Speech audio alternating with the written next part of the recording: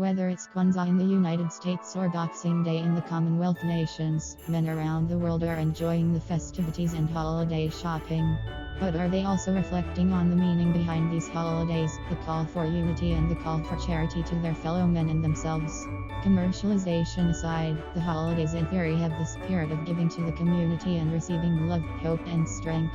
When it comes to men's health issues like prostate enlargement (BPH), of course we want to treat the main symptoms like frequent nightly urination and difficulty voiding.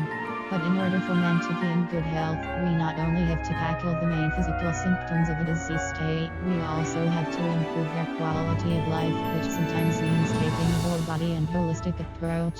BPH not only puts the prostate, bladder and kidneys at risk, but it also puts our mental state of well-being at risk too. Think of it like this.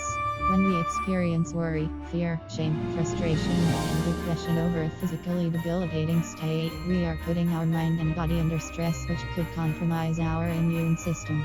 That's where support groups and networks of our closest social circles come together to provide moral support, a sense of hope, and the strength and resources to fight our illnesses and diseases.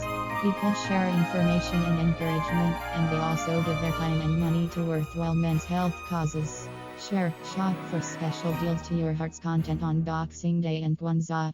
But if you can also donate your time and resources to uplifting men for men's health issues like BPH, we could eventually do away with the barriers that keep men from living longer, healthier lives all around the world.